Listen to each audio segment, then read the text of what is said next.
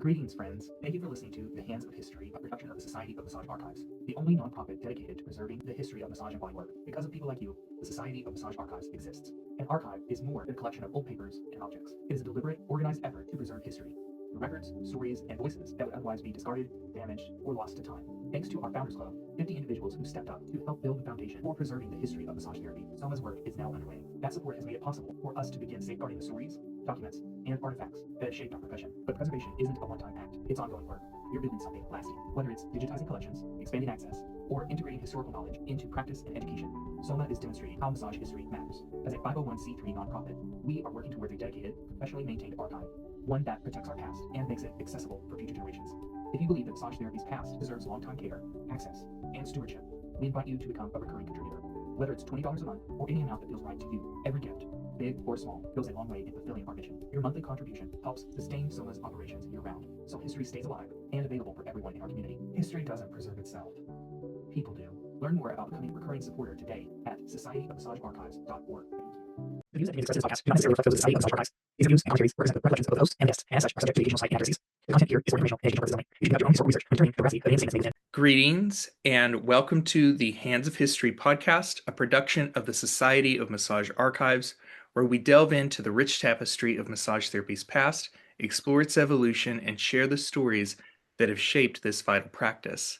Today is Monday, February 16th, 2026. I am your host, Kirby Clark Ellis, and I'm joined today by Pam Ferguson. Pamela Ellen Ferguson, Diploma of Asian Bodywork Therapy through the NCBAHM, AOBTA, and GSD Certified Instructor, LMT, in Texas, has developed Zen Shiatsu and CEU training in the United States of America, Canada, Switzerland, Austria, and Germany over the past 4 decades. Her first career was in journalism, and she has published 11 books, including 3 textbooks. The Self Shiatsu Handbook, first published in 1995. Take 5, The 5 Elements Guide to Health and Harmony, first published in 2000, in English and in German, together with Debra Persinger, the executive director of the FSMTB.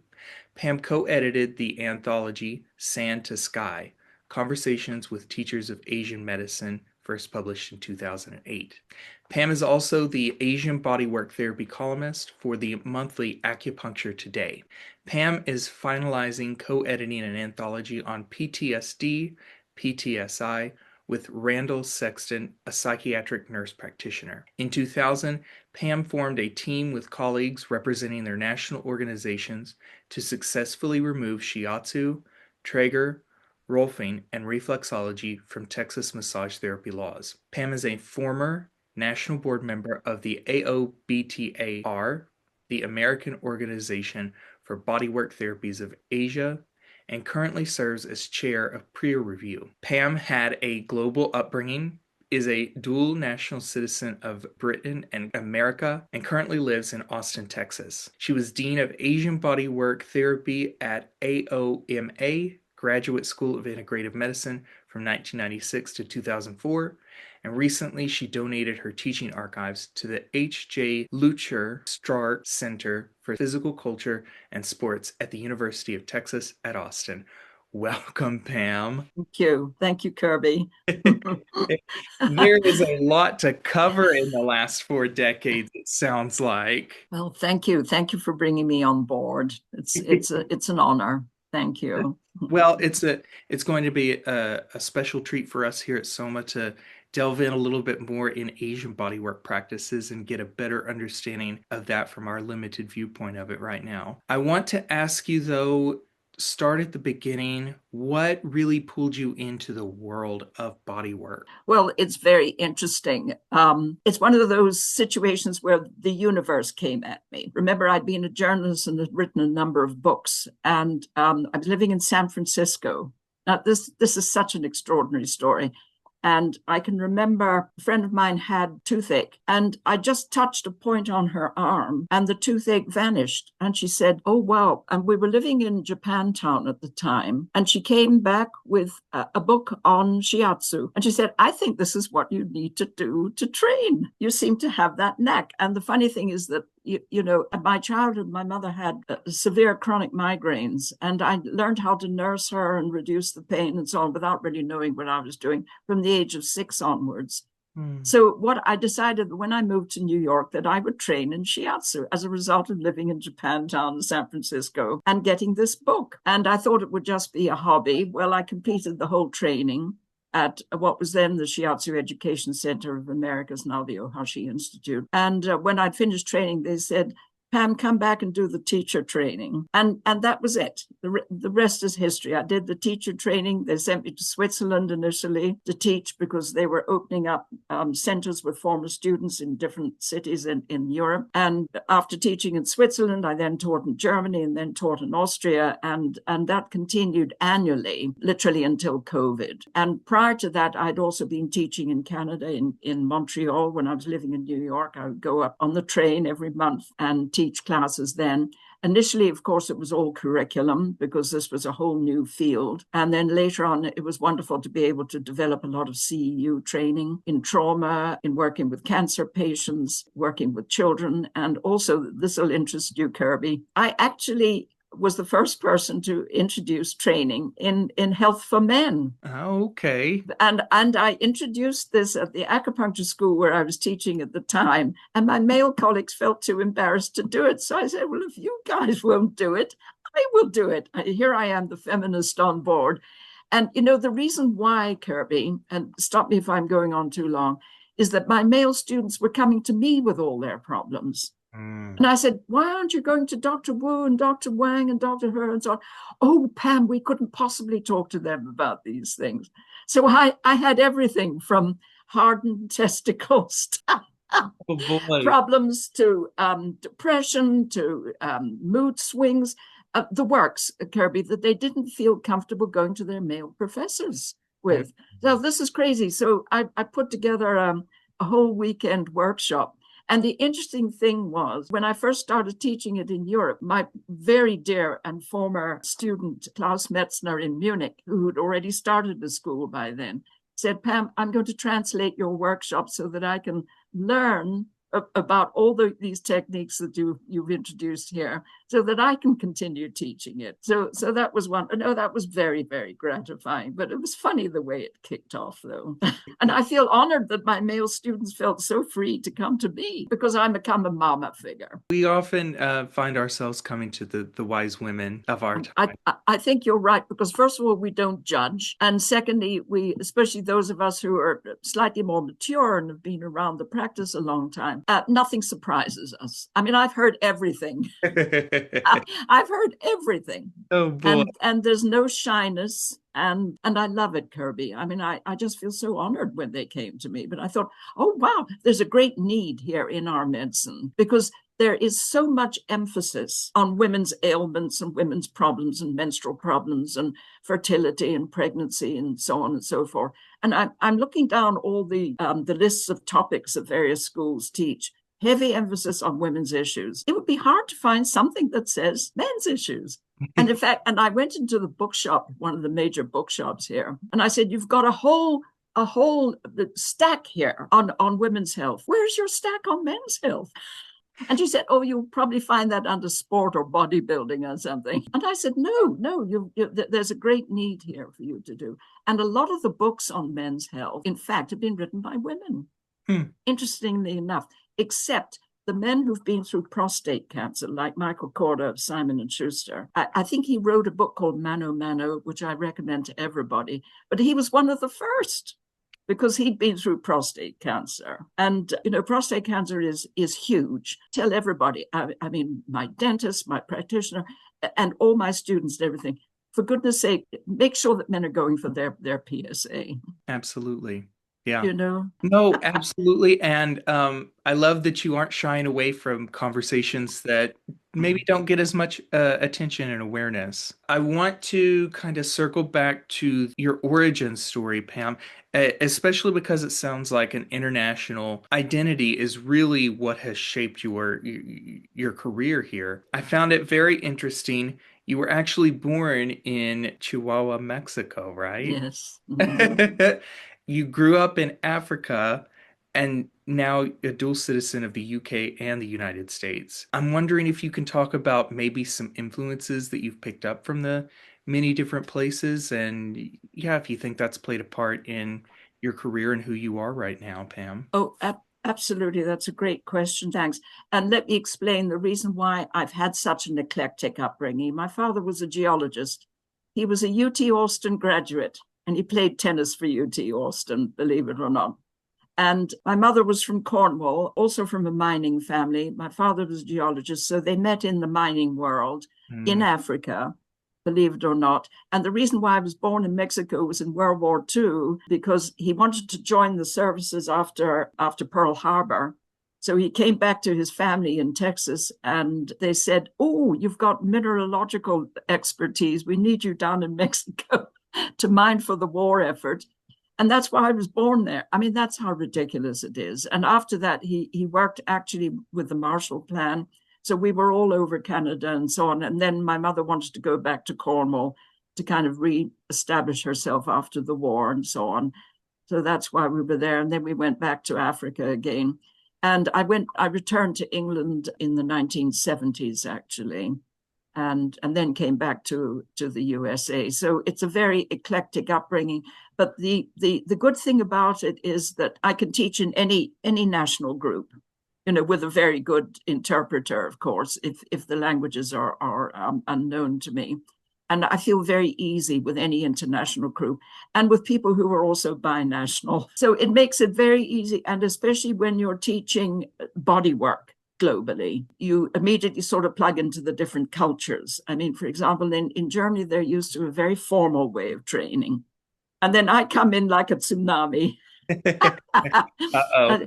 Get up off the floor, everybody, stretch, move, find a partner. Let's do some stretching of the meridians and so on. Oh, Pam, but we usually start with meditation. I said, not in my class. You start with movement in my class. We get the chi moving in the room. And then we'll do the quiet meditation. So it's been a lot of fun, and I can be a little outrageous in a way that their national teachers can't. And that's also been a tremendous amount of fun. It really and truly is. I don't know how frank I can be in this, but I was teaching a class in Zurich, and one of my students is the sweetest guy. He actually worked in the Alps in one of these clinics that deal with ski injuries. Mm-hmm. The sweetest, most innocent guy, but he leant over a patient, and I said to him, "Francie, you have to move back because your balls are hanging in her face." Oh. And I said it in a very sweet kind of way. He didn't understand what I was saying, but my interpreter said, "Pam, I can translate that into French or Italian, but I cannot translate it into German." It'll be so crude. Oh, but no. Everybody understood what I was saying. And he didn't take offense or anything. And he had these very baggy, like dojo pants, like the Aikido pants and so on. But he took it in such a sweet way. But how easy it is in our line of body work to forget about your own body and where your clothes hang and leaning over and so on.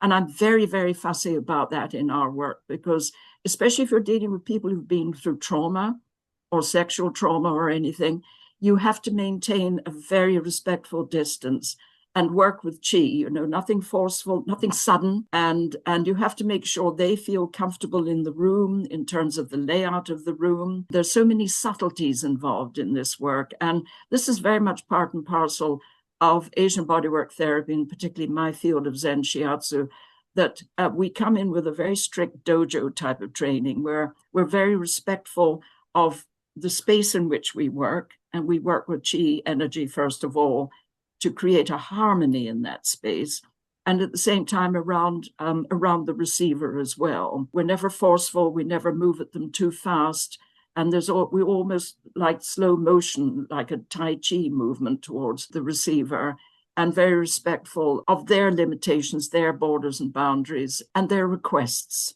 as well.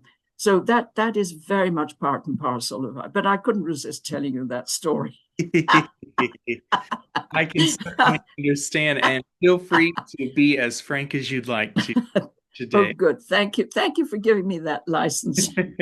I think one other thing to touch on your background, at least for now, Pam, Sure. I'm particularly interested in this post-World War II era origin of yours. It certainly brought your parents together, it sounds like. But are there other ways that this post-World War II world influenced like your upbringing, the path that you would eventually come into in your own as an adolescent or adulthood? Do you know, Kirby, this is very interesting. I think, first of all, you're very aware of people who, like veterans who are war damaged. And whether it's Second World War, and I had an uncle who was in the Royal Navy who was badly war damaged, and they lobotomized him. And I grew up with that notion. So I've always been very aware of veterans, whether it's Vietnam, Korea, or the current situation, or guys and women who've spent time in Afghanistan and so on. I'm acutely aware of war trauma, whether they were in combat or close to it. And in fact, what we did here in Austin, an acupuncture colleague of mine and also a veteran from the Bosnian situation, who was also an artist, we set up an art group for women veterans. And some of them have been through PTSD, PTSI. And we thought this would be great to have a group together where we sit and we do art and have shows, and we've had several shows over the last 10 years. But it was also a very interesting way of hearing their stories, in a group setting where they felt safe, and they felt very safe about sharing. But as I say, that experience and just being very aware of a lot of veterans ending up on the streets because their PTSD really hasn't been addressed, or they're too shy to talk about it. It's only now that they're talking about it, which is why I'm working on an anthology on just this. It's wonderful to hear them talking about it and talking about the art and the writing and the TV programs and so on that they've initiated as a way of harmonizing their PTSD. So I would think probably being born in World War II and seeing the aftermath of it in the UK, that's with you for life. That's a blueprint, or that's one of the reels that are always going on in your consciousness about the effects of war on societies and especially on the military and people who've been through Air Force and so on, and also how the difficulties they have adjusting. And in fact, this is very interesting, Kirby. The VA is now, they're employing acupuncturists and massage therapists and also paying for these sessions if body workers or acupuncturists are working with veterans. They can apply for compensation and so on. And I think this is desperately important, that there's a very eclectic, a very mixed approach, that no one therapy does it all. And this is very important. So I kind of honor the fact that I grew up with this consciousness and nobody needed to teach me about it. I think I just can't help but resist one more question, Pam. Of course. Unless I'm wrong, I think you're my first person that I've talked to that has kind of that unique background of dual citizenship in the UK and the US. And so my question that's coming up for me is because the UK, that's what I think of as really where a lot of those, frontline campaigns were going on. And you mentioned, that's just that background is really something that you see. I guess my question, if I could try to articulate it, is in the time that you've spent between the two over the decades, do you still see a way that World War II is still lingering as a shadow in the background in the UK? Oh, absolutely. In all kinds of ways, Kirby. The fact that they commemorate D-Day and V-Day every year, and the fact that members of the royal family, we won't talk about Andrew, but members of the royal family have always spent time in the military, usually Navy. Navy is very popular, and also Air Force as well, as a way of serving. And that World War II had a huge impact on the consciousness of the nation. And you can still see bomb sites that were never sort of totally addressed. And remember, I lived in England just after World War II, or in the early 50s, late 40s. And it was very interesting because my father was employed by the State Department. We had access to the pantry at the United States Embassy in London, and we could go down into the pantry and honestly, Kirby, have access to foods that nobody had. I mean, we were on coupons. We had to line up for our eggs and our vegetables and fruit and all the rest of it. And there, stepping into the American Embassy, I had access to everything. Uncle Ben, cream of wheat, maple syrup. I mean, things that we didn't even know about. And it also sort of struck me as, oh my goodness, I know there's this stereotype of the rich GI sort of taking over Europe and so on.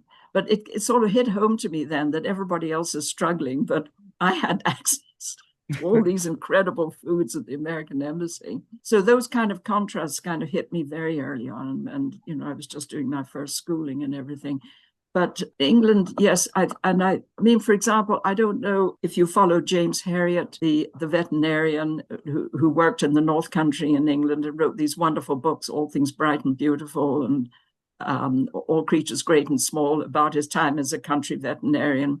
Well, last night on PBS, there was an episode where they were celebrating the end of World War II, and they were lighting fires across the landscape, and it's. I mean, I'm going back goosebumps just thinking about it, because that kind of spirit continues each year with V-Day and D-Day and so on, a commemoration on the anniversaries, and also the honoring of these elderly veterans who are now in their 80s and 90s, who were just boys at the time.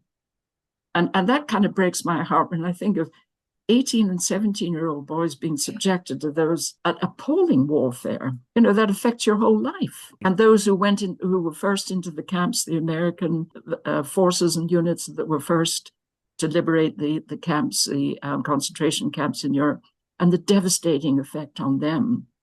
So, you know, if you're in the health profession, you need to be very conscious of these waves of wars, or the impact of this on the health of the nation, and the devastation in many cases that does last. And also another thing, I also gave some workshops in Northern Ireland. And I said, well, before I give the workshop, I want to sit with a psychologist and just talk about the impact on the community of the Troubles. They were then over, and I sat with a psychologist for a whole afternoon before I taught my classes. And she said she was dealing a lot with intergenerational trauma. In other words, the kids and the grandkids of people who'd been in prison during the Troubles, and how it had rippled through the entire family and was causing terrible restlessness and insomnia and depression, and all these intergenerational traumas, something that we underestimate. Even people who weren't directly touched by war, civil unrest, or whatever, just the effect on them several generations later. So again, as a health practitioner, one must be very conscious of all of the above and know the questions to ask. And this was a great advantage for me. Coming from background in journalism, I'm not afraid of asking questions and reading silences and assessing people non-verbally. I had all that training before I trained in Zen Shiatsu and became a health practitioner, which was a tremendous training, because it meant, A, I wasn't shy to ask any kind of question, and B, that the art of reading silences, which as you know, as body workers, we need to read body language, and we need to read silences, especially in people who maybe don't share our language. And in fact, with student clinic, this is what I used to do in clinic theater, as we called it, to prepare my students for student clinic. I would say, all right, how many of you know another language? Okay. And I'd say, okay, create a persona and a problem. And I want you to come in speaking just that language and expressing something in your body language about the problem that you have, and let the rest of them try and figure out what it is that's going on, and try to ask the kind of questions that you need to explore more. And it was hilarious. It was hilarious, because the woman who spoke Italian, I mean, it was so easy to read her. She came in so flamboyantly, and it was very easy. You know, she's pointing to her back and doing all the, and it was so easy to read her. But an elderly person from Southeast Asia, you know, came in very politely. And for them, it was impolite to do what the Italian person did. So this was great. First of all, it was loads of fun. I mean, we all ended up rolling on the floor with laughter. But secondly, it was a great lesson to them to be able to to read and work with someone that didn't share a language with you. Because especially if you're going to work in the inner city in America, you're going to come across all kinds of people. For sure. All kinds of people who are either too shy to talk or just, don't have a good grasp of the English language, or it's minimal and they're embarrassed. Yeah. Or they bring an interpreter, and you can always sometimes tell, especially if it's a family member, if that interpreter is really telling what they want you to hear or what the person wants you to hear. Right. So all of the above has been incredibly invaluable for me as a practitioner and also as a teacher. Yeah. So you did your primary education in the UK. I guess I have two questions, and you can kind of choose which one came first. Did the journalism bug really bite you while you were coming up as a child, and then like when did the move back to the US happen? Well, actually, from the UK, we went back to Africa because my father, was doing his Marshall Aid work there at that time. And then he decided he loved field work and bush work. So he decided to stay in Portuguese West Africa. And at that time, our parents decided to divorce. There was just too much incompatibility. And we were in Cape Town at the time.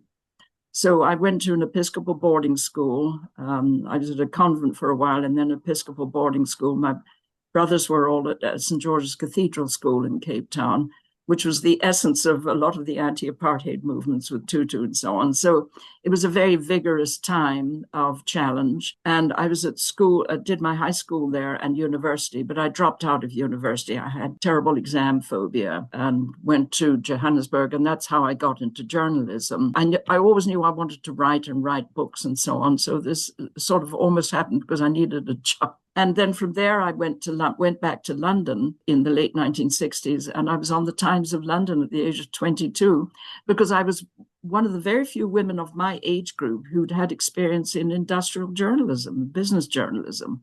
So again, it was just an absolute fluke. And then after that, I spent a lot of time in the Middle East, and that was the subject of my first books, and did a lot of, I think the thing is, I've got a restless bug in me. So, traveling and writing in those days with rickety portable typewriters was part of that early kind of journalism and book writing. And then, as I say, I came back to the US at the end of 70s.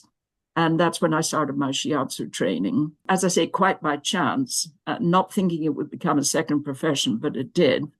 And then when I came to Texas in the 1990s, I was told, you will be put in prison if you practice shiatsu without a massage license.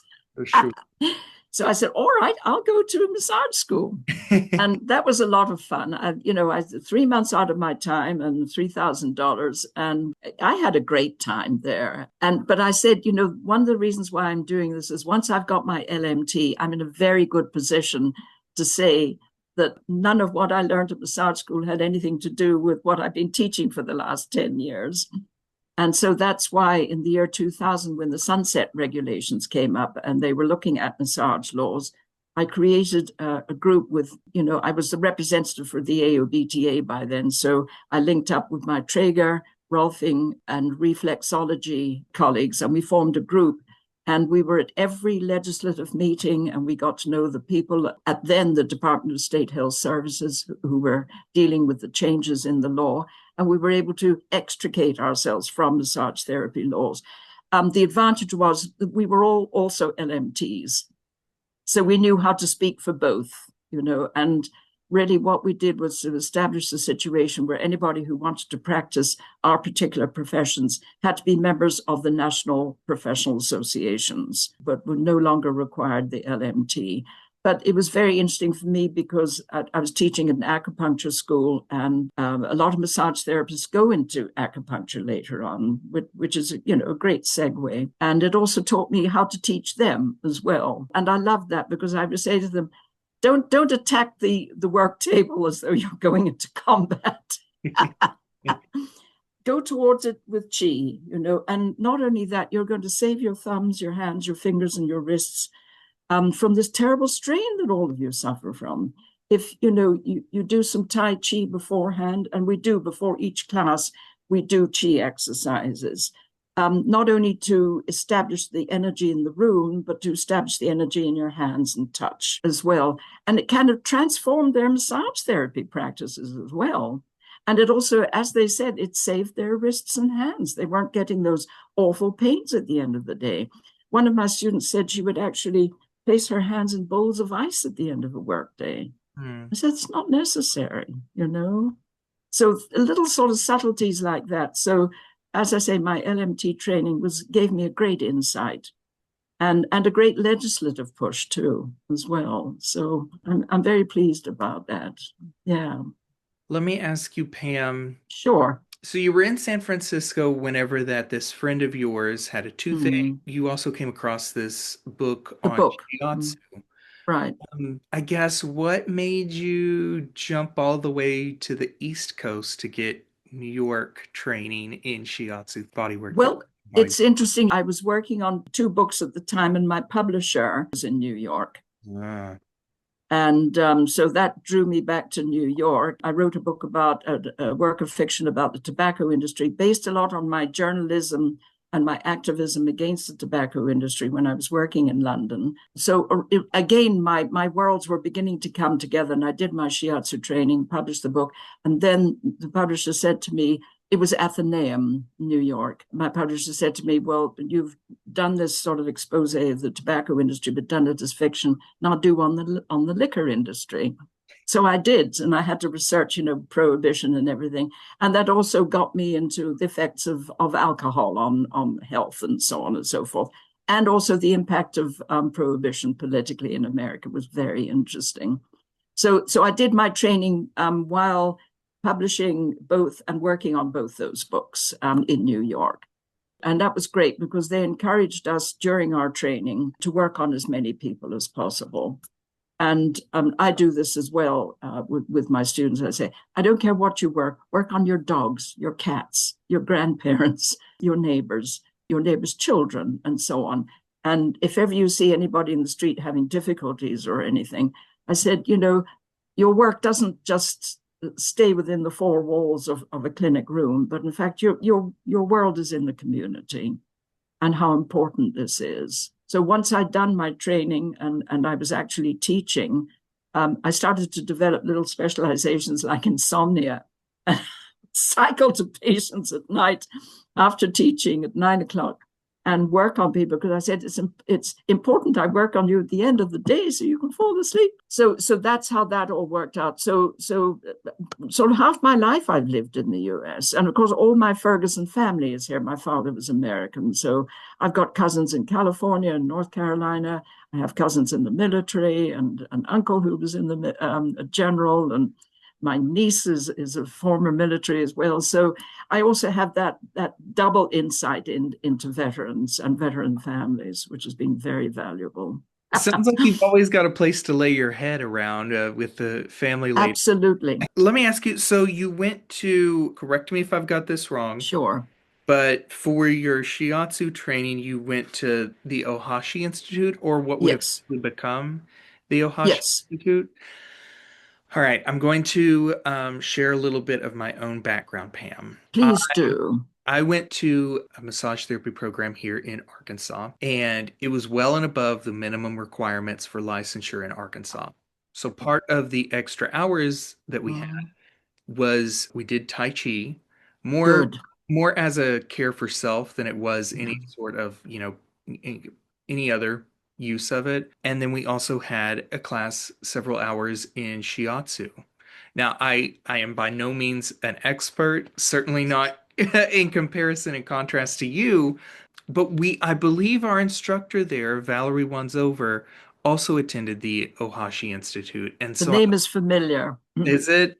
I'm wondering if you were able to share any particular insights, especially because this sounds like it's your origin or your introduction to body work. Can you talk to me about what the Ohashi Institute was like, special insights? Was there a moment that really you latched onto and said, yeah, this is something that I really want to pursue further? I would say my teacher, and I honor her. She's since deceased, Pauline Sasaki, who was Japanese American. She was actually raised in Connecticut. So she had this wonderful combination of cultures. Ohashi, in fact, when he came out, he used to work on Henry Kissinger. And he really introduced, or he was one of the main people to introduce a Shiatsu Institute and training institution in the United States. And he trained us as teachers. And then his former students, they came from Germany, Switzerland, everywhere. They went back to their cities and opened up schools that were like satellites of his. And that's how I first started teaching in Switzerland. It was like a satellite program. Memorable moments. I think Pauline Sasaki was an absolutely stunning teacher. She was astute. She'd spent time in Japan with Sensei Masanaga, to develop the system known as Zen Shiatsu, which is a very specific form of Shiatsu with an extended meridian system and everything.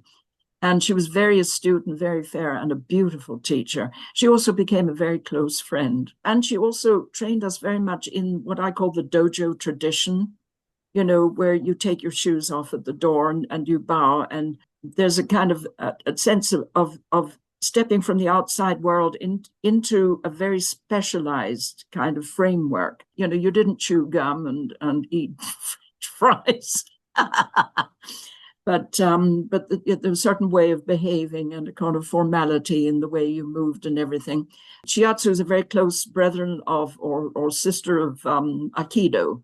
So the two blend very beautifully, especially with this kind of dojo training importance and the movement of the body with chi exercises, or ki as the Japanese call it. A few years after my training, I was having dinner at her house with a few friends, and she went out into the kitchen and came back in a kimono and ran us through the whole tea ceremony, which was just a beautiful and very rare moment because, again, the style, the precision, the caring, the compassion, and so on. It didn't just end with shiatsu, but it went into all the Japanese arts and calligraphies. Yeah, I've got a pussycat behind me. I think it kind of opened me up to Japanese culture and like Aikido and calligraphy, the art of the tea ceremony, and the art of working with circles and so on. It's amazing how one is not separate from the other. Everything seems to be very, very integrated, which I've enjoyed writing about as well, very much so. There were many memorable moments, and it was, I thought it was just going to be a hobby, and then I end up teaching it, which has been terrific. And I love teaching. I love it. I'm absolutely in my element when I do it. And interestingly enough, I think I mentioned to you earlier on, I'm also a metastatic cancer survivor. And I can remember a moment when my physician, I was living in Switzerland at the time, my partner is Swiss, and my physician had to tell me that my cancer had metastasized, and the look on her face. And I can remember going with my partner, Bernadette, to a friend of hers, to a beautiful part of Switzerland called Einsiedeln, where there's a monastery and everything. And I said, I need you guys just to cook the fondue or whatever they were cooking. I need to go out in the snow and just think about this. And I can remember looking up at the sky and saying, you put me on this earth to teach. Now let me survive so I can teach. And honestly, Kirby, an energy went through me. It was like being hit by lightning. And I knew at that point that not only would I survive, but I would continue to teach through my survival and teach all new ways of working with cancer patients, which I've done, special exercises for post-mastectomy and ways of working on the table with breast cancer and other forms of cancer and so on, and off-the-body work if there were areas that you couldn't touch and so on. And this has been tremendously gratifying to do it as a CEU. And I'm going to be teaching it in Chicago at Zen Shiatsu Chicago School. And it's also going to be on Zoom. It'll be on Zoom so people can access it as well. And I'll be teaching that in April. So as I say, I've been given a good 35 years of expansive life that I consider an absolute gift, utilizing it, for the help of other cancer survivors, and also teaching the profession, not just teaching shiatsu students, but teaching massage therapists, physical therapists, occupational therapists, nurses, and also doctors as well, and going into the hospitals and teaching my exercises and movements to breast cancer groups. So it's been tremendously gratifying. For sure. I have I have a couple of questions rattling around in the Sure, brain of mine, Pam. I think the first thing, and I want to be sensitive when I ask this, sure, of course. because of our previous conversation that we were having around World War II and Yeah. introduction. Granted, several years, several decades later, even post World War II, an introduction to Japanese culture. I'm wondering if there was any sort of hesitancy, distrust, anything like that that still lingered as you were being introduced to a more Japanese culture, way of life. Well, because of the Japanese involvement in World War II Correct. and the appalling experiences of a lot of people in Japanese camps in Southeast Asia and so on.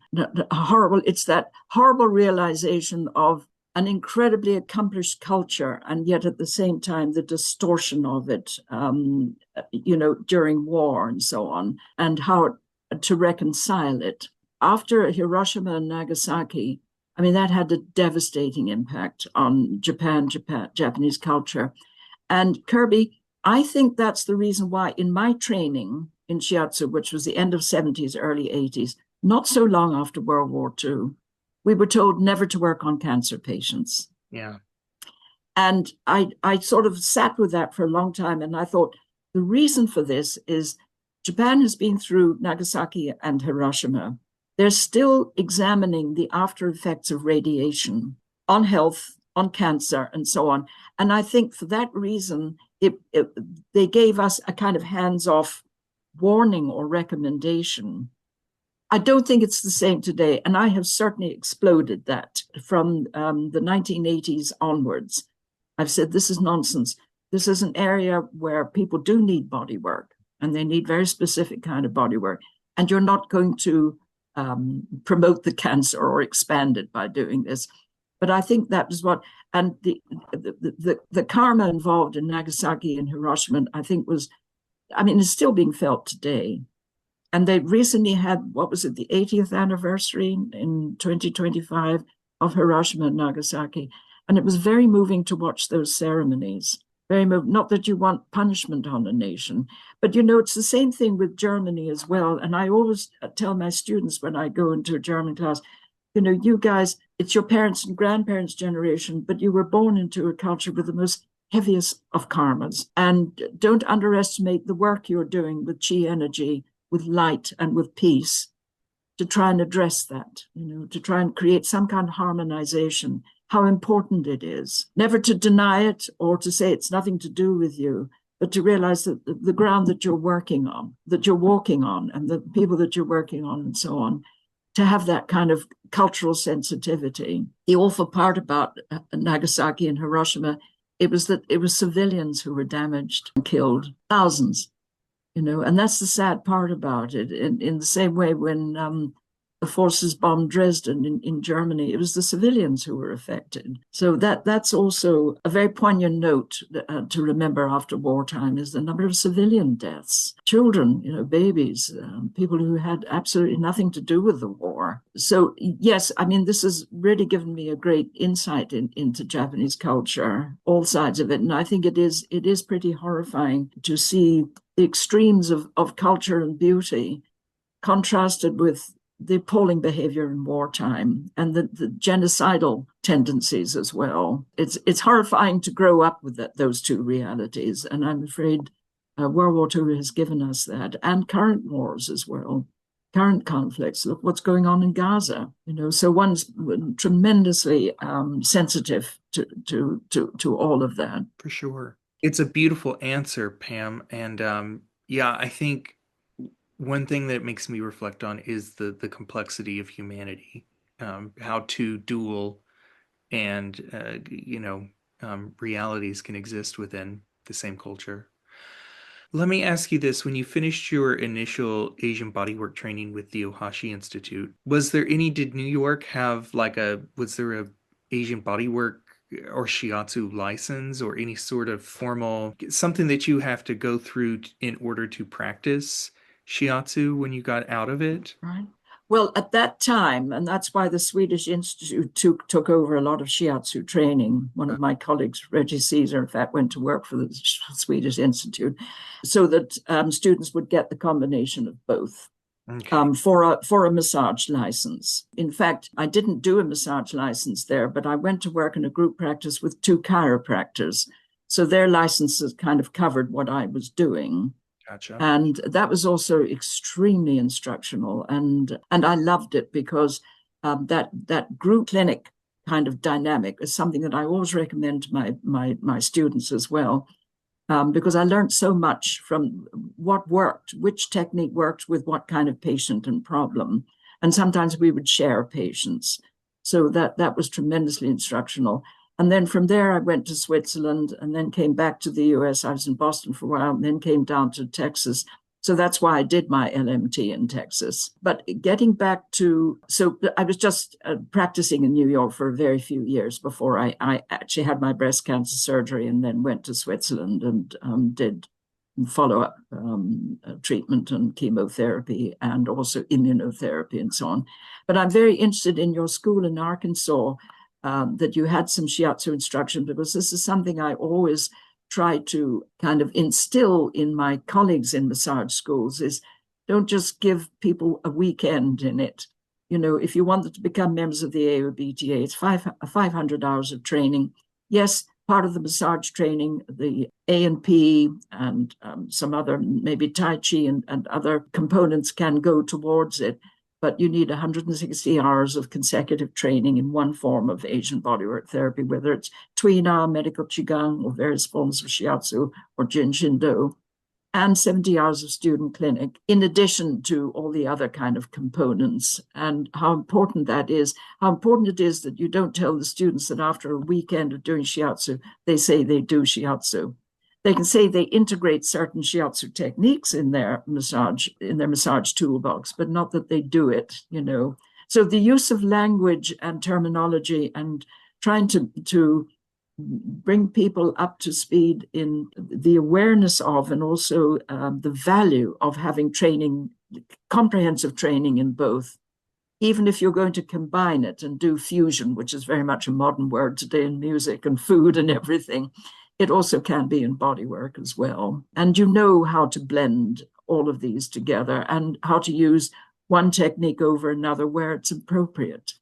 And that there's an art in doing that. You know, most of my students in Europe, in fact, are physical therapists, actually working in hospitals, working in clinics and so on. And they wanted to do the full training in shiatsu to integrate with their work, which was wonderful. You know, it was a great honor to work with them. Yeah. First of all, I like that you kind of talked about your work with chiropractors. From 83 to 86, your resume looks like you worked for a lead chiropractor in New York City. Yeah. I can't help but ask, is this the same Lee that worked with the visual artist Andy Warhol? Yes. Linda Lee. Yes. Yeah, Oh, Andy Warhol was one of our patients. Yes. okay. I have to share Yes. with you. I am a big Warhol fan, and I have a tattoo of Andy. I love it. I'm delighted to hear it. Absolutely delighted to hear it. And he was a sweetheart. You know, he would come into the clinic and he is exactly as he is, as you've seen on screen and interviews and so on. The sweetest man. Really? That's incredible. I love this. I guess because he was also a personality that he really, or at least the narrative is, he seemed to prefer these, what were called alternative or complementary paths to wellness, as opposed to the traditional allopathic practices. You know, he famously didn't like hospitals and surgeries, to the point of, you know, that's what ultimately brought his demise about. I'm wondering if there's anything that you could run with that kind of thought or anything. I would assume that you also have a preference for less traditional medical models, Pam. I like to have an open palette, an artist palette. My partner, in fact, is a retired nurse manager, kidney transplant, Bernadette. So I have you know, obviously Western medicine is very much part of my life, and respect for areas of it where alternatives just don't work. But at the same time, I love to hear stories of breakthroughs and innovations and recognitions of problems, whether it's a very savvy medical student, whether it's a chiropractor or a massage therapist or an acupuncturist or whatever, where they look at a patient and boom, they've got it in seconds. And the patient has been through CAT scans and dog scans and x-rays and all the rest of it.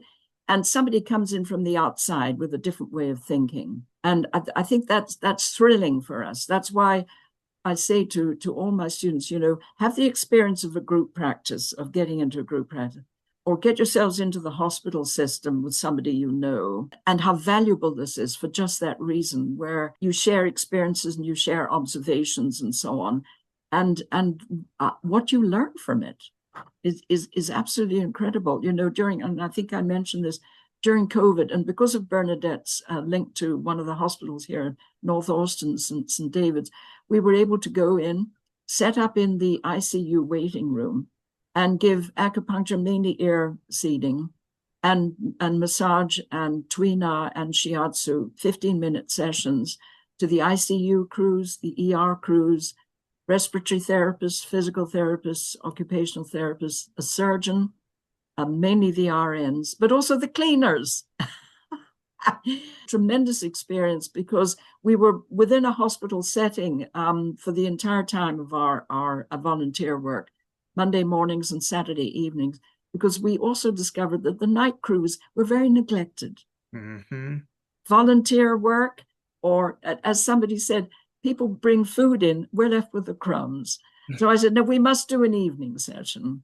Yeah. But also we heard when people were coded, we saw the carts running down the corridor, and, to give us that kind of awareness of the technology involved in modern medicine was great. And just to hear the discussions that went on in the room. We did group sessions, in a circle around a table and so on. As I say, I've always been very open to hearing people's assessments and diagnostic insights. I love that. I love it. And observations, just observations. And this is what I'd say, working in the dojo where I worked at the acupuncture school here in Austin, pronounced AOMA, by the way, not AOMA, but AOMA. I'd say to the students, just watch the people walking by the pond there and see if you can see what aches and pains they're having. In other words, sharpen your visual awareness of what people are going through. Are they shuffling? Is one leg longer or shorter than the other, and so on? And I love it. And I'm sure you've been through this as well, Kirby, where you sit at a table with a bunch of body workers, and they're saying, oh my God, that person has hemorrhoids the way they're working. I mean, you're never off duty, are you? No. Well, look at the way they carry that tray. They've got a right shoulder. But you're always aware of this. And I love that. I mean, I love sitting at a table with a bunch of body workers. Doesn't matter what area of body work you're in, because there's that common language and thread and awareness going through. Yeah. No, I can relate to that for sure, Pam. The Society of Massage Archives invites you to join us for a virtual book club and discussion circle, a monthly 90-minute virtual deep dive into Dr. Patricia Benjamin's book, The Emergence of the Massage Therapy Profession in North America, A History in Archetypes. This isn't your typical book club. It's a conversation where we'll read the emergence chapter by chapter, reflect on the stories, struggles, and triumphs that shaped our profession, and explore how the past informs our current and future circumstances. Discussion circles are moderated by SOMA's Executive Board of Directors, with special guest hosts and Q&A sessions with the author, Dr. Benjamin. Registrants will receive access to the ebook format, courtesy of Sutherland Chan School of Massage in Toronto, Ontario, Canada. Virtual meetings will be held on the second Monday of each month at 6:30 p.m. Eastern, 5:30 p.m. Central, 4:30 p.m. Mountain, and 3:30 p.m. Pacific. Visit our social media on Facebook and Instagram, or our website at societyofmassagearchives.org to learn more and get registered today. We'll see you soon. I can't believe I've let it go this long without asking you this. We like to draw a line between Eastern, Western practices. Sure. For those of us who aren't as familiar, I don't even think it's on our national licensing test anymore. Could you give us an introduction, a definition, Pam Ferguson's definition for shiatsu, and maybe if you could expand a little bit on the Asian bodywork, if that's an umbrella term, if that's a fair way to describe that, Pam. Absolutely. Asian Bodywork Therapy is an umbrella term for all the various forms of bodywork that have come out of Southeast Asia.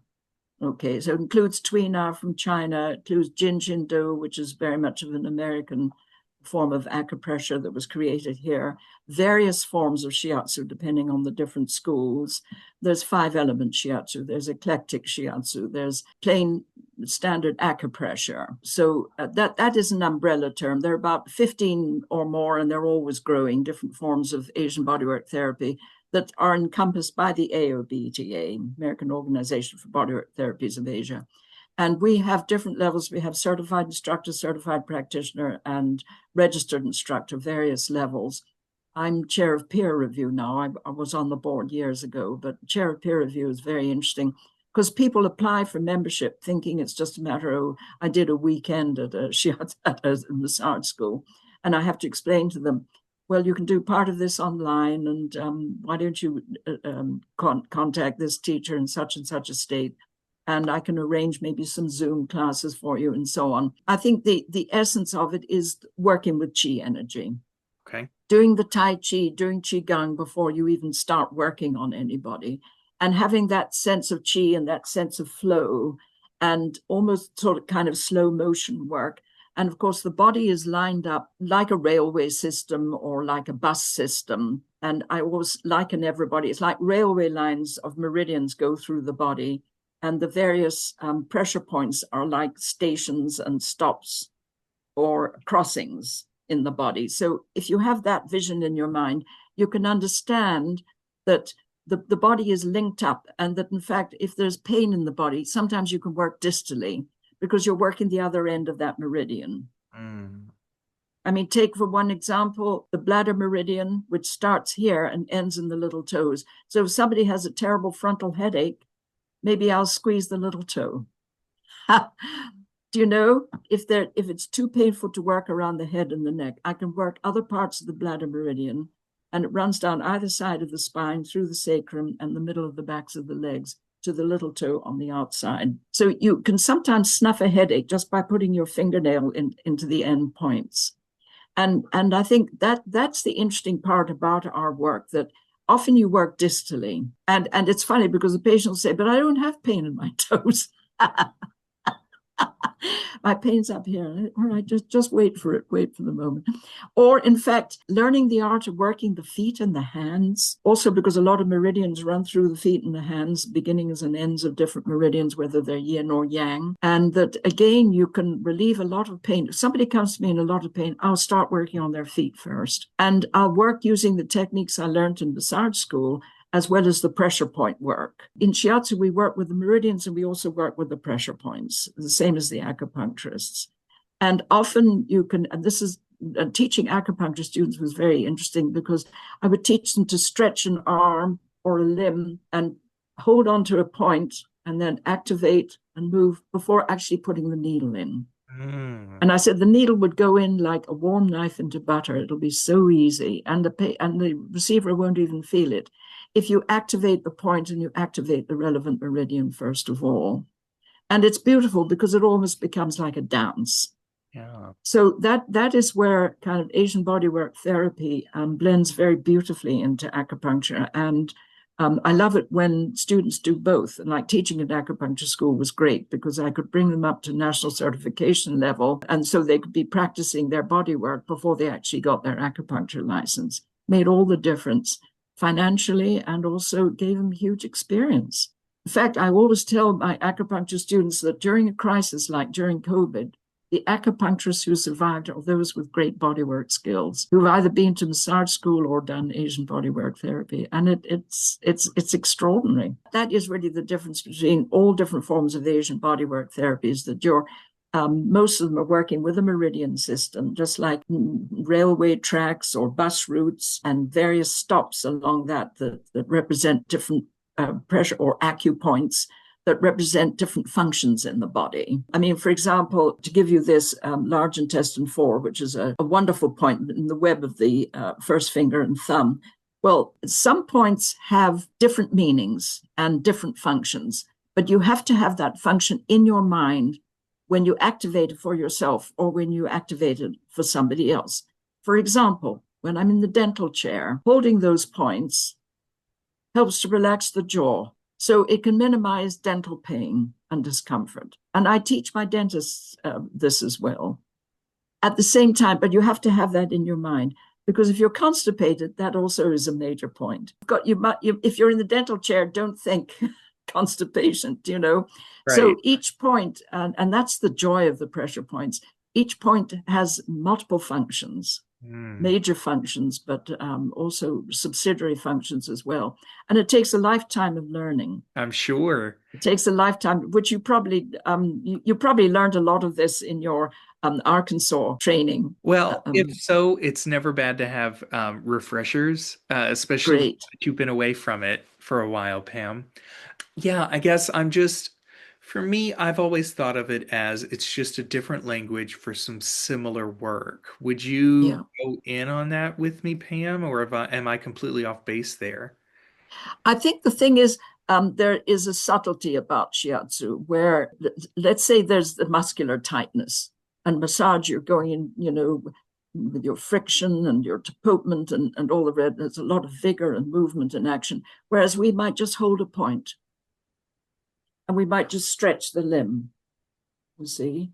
So there are sort of subtle ways of working with the body and understanding how to unblock stagnant chi. That's the essence of our work. All forms of Asian medicine is how to unblock stagnant energy. Because we see that as the beginning and end of, or as I said, the source of emotional and also physical problems in the body. And you take computer workers, they're sort of hunched up over their computers and they're developing a tech neck and migraines and all the rest of it. But sometimes to work on their shoulders is agony. So I might just place the palms of my hands on the shoulders and then very subtly work on points across the top of the shoulders and very, very slowly move the neck. So it's the speed of movement and the intention and the knowledge that when you go into a pressure point fast, it's going to seize up against you or a tight muscle or anything. But if you go in slowly, it's like going into warm butter and honoring that, honoring that. I mean, there are some things where, massage techniques work perfectly, absolutely perfect, like percussion and integrating certain techniques into a whole repertoire, depending on the condition of the receiver, is extremely valuable. In the same way that reflexology is valuable, hand and footwork I find very important. And there are important pressure points in the hands and the feet that can be worked on. But you can also just do a knuckle rub down the sole of the foot, just to get it activated. And so many people are suffering from neuropathy and plantar fasciitis and all the rest of it, that they require a number of different techniques integrated in a way that is seamless, but at the same time, always telling the receiver, telling the patient, oh, I learned this from reflexology. Like, for example, going down the instep of the foot, ba, ba, ba, ba, ba, ba, ba, ba, which is wonderful. You can pinpoint areas of the spine that correspond with the foot. Just that tiny piece from reflexology, I find absolutely invaluable. What I'm hearing, and it kind of also mirrors what you talked about or you expressed earlier. To sum it up, what I'm hearing you say is that there's a time and a place for everything, whether it's allopathic or these other bodywork modes, whether it's massage or whether it's shiatsu, reflexology. To me, it sounds like you don't really discriminate so long as each is applied in a time and place. Each one could be effective. That is absolutely true, Kirby. And as I say to everybody, I mean, people sometimes come to me and say, oh, I'll never have acupuncture again. I say, no, it wasn't the acupuncture, it was the acupuncturist. Sure. And I said, you can never blame the therapy, but be very discerning about what kind of therapist that you have. And ask around. Don't just go and, look at a billboard or pass by somebody's shingle or whatever, but always ask around the community, your friends, your neighbors, and so on. Do you know a good massage therapist? Do you know a good acupuncturist? Do you know a good this, that, and the other? I think this is very important because often the techniques and the profession gets a bad name because of a bad practitioner, and how important it is that that people do their research and they network to find somebody good. I'm very fussy, and I'm sure you are too, Kirby. I'm sure you're very fussy about who works on you. I like to sample around. And then if they're not for me, I find out that they're not for me, right? And that's it. Yeah. That's it. Absolutely. and we all know they're chiropractors, and I was very fortunate to work with the best. It sounds Linda Lee, and Linda Lee being Chinese American, she also knew the acupuncture system and pressure points and so on. So, and getting back to that, we had a lot of people from the New York Philharmonic, New York Ballet, and the performing arts. And that also was thrilling because we got to watch them perform. And then also we could tell from their performances what it was that was causing repetitive stress injuries or whatever. Let me ask you, Pam, just because this is ringing bells with a previous conversation I've had, and since you both worked with the chiropractor Linda Lee, I'm wondering, did you ever cross paths with George Kuselius from Florida? George Kuselius. Gosh, the name sounds familiar, but I don't recollect an actual meeting. Refresh me. In our interview with him, he mentioned working in New York City under Linda Lee. I think it was because, again, I brought up my fascination with Warhol, but he mentioned that it was after Warhol had passed away. So passed away, yes. It was after. Maybe you guys just barely missed each other. I think we missed each other. I think by then I was also in Switzerland. I think I had left Linda Lee. Yeah. I want to segue into that if that's all right, Pam. Of course. I know it's very important to the work that you've done, this metastatic breast cancer diagnosis. Sure. Did that diagnosis come before the move to Switzerland or after you got there? Well, I had already taught in Switzerland, which is how I met my partner, Bernadette. And then we decided after I got my diagnosis and surgery, I did my surgery in New York, that we would go to Switzerland because I already had a teaching practice in Switzerland and in Germany. So that was very useful. I could continue working. What I did was I combined chemotherapy, but the mildest form of chemotherapy, together with the Rudolf Steiner Iscador, which is immunotherapy, which is run by the Rudolf Steiner organization, that also includes the Waldorf schools. So it's an educational and also a medicinal conglomerate of experts in different fields, and they actually create the herbal remedies that they use for different illnesses at their farms in Switzerland. So everything is cultivated under extreme supervision. And what I did was self-injecting with mistletoe, wow, which is interesting. And I did that for 5 years, in fact, together with the mildest form of chemotherapy, in addition to daily meditation, visualization, and my work, my teaching. I could continue to teach and so on, which was also very valuable. So my clue to survival, Kirby, I would say it requires teamwork. That you can't just rely on just surgery or just chemo or just radiation. It has to be a group of things, plus a very good community support. Your own life goals and how you can adjust your life around the survival, financially, emotionally, and, if you have children and everything or whatever. This is very, very important. And it's been great to be able to counsel patients, to be able to counsel friends as well going through cancer and counsel their partners and their kids. Yeah. Because they're often neglected in this, And I don't want the guy to go off and sit at a bar and cry in his beer with his buddies and so on. Talk to the partners. What are you going through? The fears and so on. And it's very interesting in Berlin. My students there brought me a group of Russian women. This is very interesting. Russian women, survivors of breast cancer, all of whom had been divorced by their husbands for much younger women with 2 breasts. Oh, no. I mean, I was staggered to hear this, and they were a great group of women. I can't even remember how many there were, but to have that kind of standard currency in common with all of them, that their husbands told them that they were no longer women, without a breast or 2 breasts or 1 or whatever.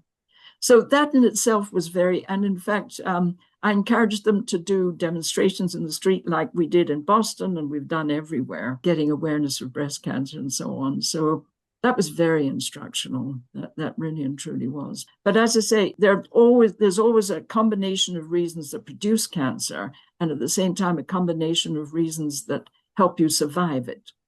And I think what's going on in your mind and emotions is tremendously important. And your zeal for life and not giving up at any time, or allowing yourself to go through the low valleys as well, but coming up out of it, like a ski jump, or like these flips that we see in Winter Olympics. that's a very important piece to it, because some people just hang out in the lowest part of the valley sometimes, Pam. And I'm thankful that it doesn't sound like that matches with who you naturally are as a person. So I fear I may have muddled our timeline a little bit here, Pam. Okay. So you started teaching long before you got this diagnosis. Yeah, I was teaching maybe for 6 or 7 years before I got the diagnosis. Yeah. Gotcha. And that was international teaching. Yeah. Where was the first place you went internationally to teach, I guess is my first question. Well, I'd say when I was living in New York, I would go up to Montreal every month to teach. And then I would also teach in Toronto and teach at our annual summer camps outside of in Ontario. And then Ohashi sent me to Switzerland to teach for one of his programs there. And that really kicked it off because there were people in that class, that group that I taught in Switzerland, that went on to create schools in Germany. So I went on to teach with them. So one thing kind of leapfrogged from another, which was great. They said, look, when I've set up my school in Berlin, will you come and teach for me? Yes, of course. And then when I got to Berlin, I trained other people who went on to create schools. Will you come and teach at my school as well? So everything kind of leapfrogged, and that was wonderful. So by the time I was over in Switzerland at the end of the 80s to do my cancer treatment, I did my surgery in New York and my treatment in Switzerland. And I had no money, by the way, so I had to earn as I went along. Yeah. I was very fortunate that I already had a teaching practice and was in demand. And I'd simply take the train. It's so easy in Europe just to take the train hither and thither. And that kind of grew. And then and I taught in various German cities, right up until COVID, and also in Vienna as well. You've mentioned a couple of times that Switzerland and this treatment era of your life is where you met your partner. Bernadette. I don't want to make any assumptions. That's your romantic partner, Yeah, Pam? she's now my wife. Yes. Cool. Do you mind if we touch on that just for a little bit? Not at all. Not at all. If it's relevant, yes. Have you found, I guess what I really want to know is if you found that part of your identity has impacted your approach to body work in any sort of way, or if you've encountered discrimination and prejudice in your lifetime being a woman who is married to a woman. Personally, I haven't. I mean, and I'm touching wood when I say this because a lot of my colleagues have. And the interesting thing about it, bodywork does attract a lot of gay people, which is nice because it also means that we have an understanding in the health profession that can often be homophobic, or meeting practitioners who have assumptions. And we have a duty to change, to change the speed dial here and to educate and also amongst my students as well, to make them very open to working with all kinds of people, trans people who identify as asexual or whatever the case may be, but never to make judgments and never to make assumptions. Let them talk, just let them talk. And it was wonderful when I was in Dallas. I worked with a group of gay men who were going through, HIV medication and treatment and all the rest of it, suffering from terrible neuropathy. Interesting. And I would teach them acupressure and massage techniques to work on their feet. And it was amazing, the change, absolutely amazing. Just that one item. And we did exercises together and we laughed together and had fun together and everything. So I feel it's very important, like with me teaching breast cancer survivors, but also just having that awareness of the needs of the LGBTQ plus community out there. And the need to educate all my students, or not to educate them, but to create a sensitivity and an awareness, not to make judgments and assumptions, and especially to work with people who've been through terrible family backgrounds for any kind of reason, or have been made homeless by families. Yeah. Just to be very aware of this, or getting into drugs or alcohol or whatever. And just to be very sensitive and aware. And I think this is very important. Any kind of teaching situation, especially if people are working in the inner cities, And this was interesting. One question that I used, I also taught ethics at AOBTA And one of the questions that I posed to them was a real life situation that I heard about in New York, where this young, 16-year-old Asian woman, I think she was Korean, appeared at an acupuncture practice and said, "I'm pregnant, my father's going to kill me. Please give me the herbs or pressure point work or something to help me abort." And unfortunately, that particular practice just told her to go home, told her they couldn't handle it. So I always use this as one of the questions that I give to my acupuncture students. What would you do in a situation like that? And of course, the answers are great. I'd call somebody from parent planhood. I'd call a social worker. I'd sit with the person. And then one of them said, I'd call somebody from her community. And I said, no, because that person might be a relative and they might tell her dad, and she's terrified of that. So it's interesting to throw these questions at future practitioners about some of the demands that are thrown at them sometimes in private practice, and just to be very flexible and very quick off the mark. Or if an angry spouse appears, as has been the case with a number of acupuncturists, "What are you giving my wife? She's far too independent." Yeah, imagine giving her all these theories and thoughts about independence and so on, and actually almost coming to blows in some cases. And I said, and you tell her to calm down and tell them about HIPAA, that you by law, you are not allowed to discuss anything about any remedies or techniques or herbs or anything that you're giving the wife and so on. And what I normally do in a situation like that, or advise my students and graduates to do in a situation, is to say to the spouse, "Why don't you try acupuncture or body work? I can refer you to somebody outside of your practice." Just refer them out, but deal with it in a very practical kind of way. And I think this is where your skill really comes through as a practitioner. If you can deal with these very confrontations that suddenly happen, and they're going to happen. You're going to get a drunk person arriving at the clinic. "I've paid a group price." And that happened to one of our practitioners. And she said, "I know he's paid for a group package." And I said, "No, you're under no obligation to. And in fact, call him a taxi, take away his keys, and call him a taxi to go home, or call a relative or somebody to come and get him."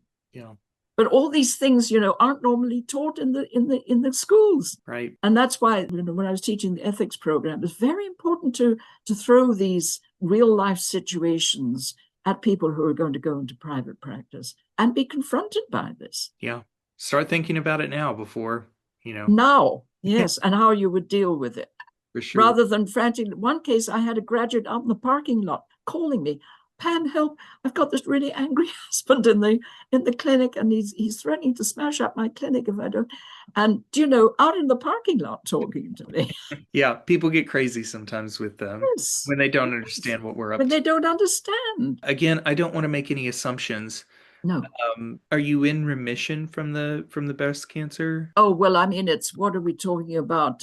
36 years ago. Yes. I mean, it's a word that I don't normally use, but I would say after about 5 or 6 years, I was totally in remission. And there's been no reoccurrence in the lymph system or anywhere else. Touch wood, touch wood. I have a great support structure, and my teaching practice has been also very healing and loving. And I've had the, fortunate experience of being married to a nurse for the last 40 years. It doesn't allow me to get away with anything. That's always handy to have around, I'm sure. It really is. Let me ask you then, I guess, is there more to be said on this, Pam, about, well, you mentioned that your introduction, you were warned very strictly to not work with people who had any form of cancer. And that's similar stories that we've had in massage therapy. It's, more hands-on manual therapies as well. You don't work with people. Now that has since changed, but I'm wondering would it be wrong to describe your philosophy, your theory on it, kind of feeling like a crusade against what had been the traditional knowledge that was shared in Asian bodywork? I wouldn't say it was a crusade. I think it was an evolution, because as I have a very sort of sensitive awareness of the effects of Hiroshima and Nagasaki, the effects of the atom bomb on generations of cancer. So I honor the fact that they were giving us that warning, but we're now, 80 years beyond Hiroshima and Nagasaki. And I think we're at a stage where those of us who've been through it have a duty to come back into the profession and to develop different ways of working with cancer patients. And even, because we do chi work like Tai Chi, sometimes off the body work. If somebody's had surgery and there's kind of disturbed chi in the space, then you do very slow circular movements over that and work on the relevant meridians. So this has been very important, but never no forceful work. And if there are parts of their body where they absolutely cannot be touched, honor that, because you can work on the relevant meridian. I mean, and to give you an example, and this was before I had my surgery, friends of mine in New York sent me this woman who had the most terrible pain following her surgery. And I said to her, do me a favor. I said, show me the shape of your breast as it was and hold your hands over there so that I get a sense of the framework of it. And I came working down a relevant meridian that went right through the breast, and I kind of skewed over her hands, picked up the meridian below her hands, and continued down her legs and did it on both sides a couple of times. Her phantom pain went in one session, and she said it was the first time somebody had honored the location of the pain. She said her doctor wanted to send her for psychotherapy. He thought she was hallucinating. I said, no, it's a very real pain. I said, because the blueprint of the body is still there. So that's why you're still having pain. Right. Very simple. Sometimes, solutions, especially with phantom pain. That's why people, amputees, and again, going back to veterans, maybe their forearm is missing, but they still feel it. So I work on the fingers, as the areas. Show me where your fingers are. This is fascinating, I think, to work with phantom pain, because first of all, you're honoring the fact that they really are experiencing pain. And secondly, you're working in a very practical way. It doesn't look crazy. And you can explain to them, the body blueprint is there. And what I say to them is stretch your leg out, stretch one leg out. Now is the other leg really in the same place? Yes, it is. And then start working on the bare space, and then pick up the meridian on the actual physical body. And something so simple, Kirby, something so simple. Sometimes the solutions to complex problems in healing and therapy and bodywork can be so simple. And also use your imagination. And that's why it's wonderful to work with kids. They've got it down pat. Some of us are not so good in practice of using our imaginations anymore. Kids are wonderful to work with. I guess before our time runs too much shorter, Pam, I guess I really want to ask you about the legislative efforts that you made to get a change to the Texas laws. Sure. That was around the turn of the millennium, the sunset regulations. Yeah. Yes.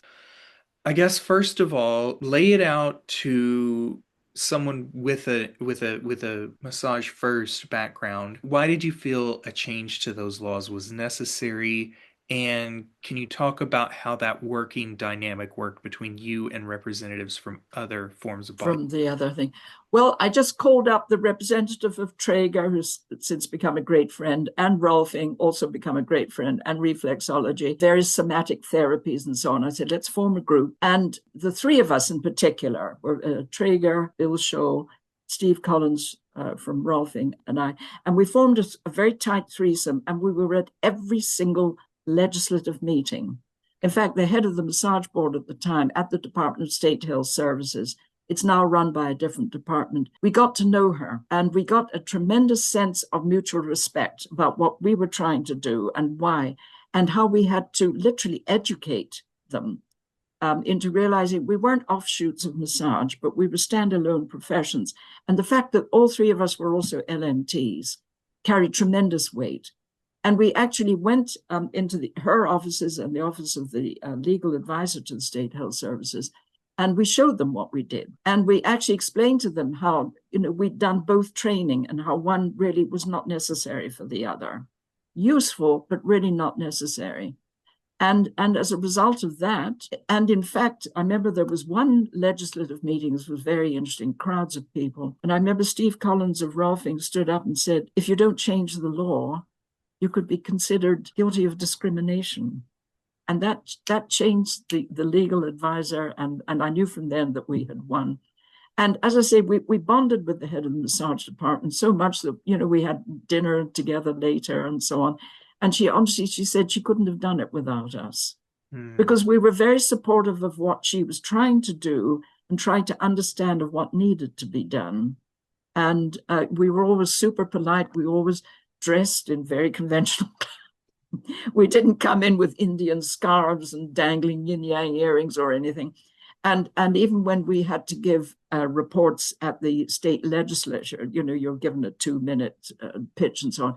I said to everybody, you guys, conventional dark suits, 3-piece if necessary, and I'll also dress very formally, I said, none of this dangling yin-yang earrings.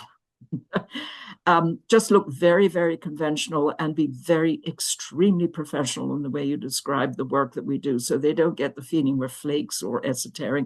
Because, and I'm sure you've come across this too, Kirby, there's a tremendous amount of misunderstanding out there. And sometimes one literally needs to ABC people through descriptions and definitions and so on. And this was very, very important. And also to introduce the clout of our national professional associations and how we were responsible for training teachers and certifying practitioners in the different states and so on. Because each state in the United States, in fact, has a different law. And this is where the MBLEX has been so valuable. Yeah. The MBLEX has been marvelous. And my very dear friend and colleague, Debra Persinger, of course, is responsible for that. She's somebody you must interview as well, because she has a very interesting background. She was formerly executive director of the NCCAOM, now the NCBAHM. So she's been through the whole field of acupuncture examinations and bodywork examinations and so on. So she was primed for her current role in the FSMTB, and especially with MBLEX. And what I love about the MBLEX, it enables like you LMTs to cross-pollinate. And it's an exam that is open for Asian bodywork therapists as well, because it's not technique specific. So if they need a massage license in another state, they can do the MBLEX and often get the LMT or RMT or whatever it is in another state in order to practice what they've been trained to do. So I love the MBLEX. I think it was a marvelous innovation. My cousin's daughter is an LMT, and her husband is a trainer in the Air Force. So they move from base to base. Yeah. And she said, oh my goodness, I want to practice in different states. I said, do the MBLEX. Sure. And that was perfect. It was absolutely perfect. She could move from state to state with her husband from one base to the other and continue to practice. Absolutely. Game changer.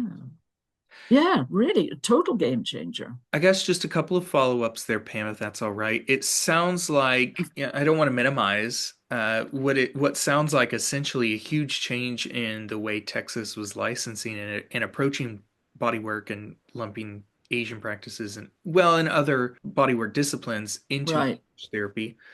But it sounds like it wasn't too hard of a sell, at least to the head of the board of massage there. It sounds like y'all actually had a pretty good working rapport, understanding. Yeah. I guess, I don't know, maybe we also live in such a heated time right now in our wider American culture. Could you speak to the importance of developing that mutual respect and working to understand each other, not just coming in with your own aggressive agenda?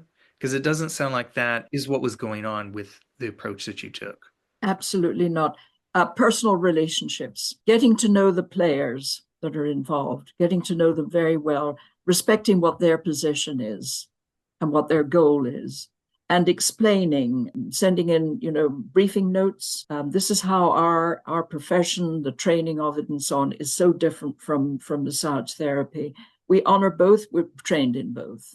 And these are the points that you need to know, that we're not just an extension of massage therapy, and explaining. And as I say, actually having a meeting with them and just doing a little bit of our work to explain to them what it's all about and what the differences are. And at the same time, when there are hearings at the state Senate, go down there and do your 2-minute pitch, but also be very clear, be extremely professional, and kind of bust myths and assumptions and stereotypes. This was very, very important.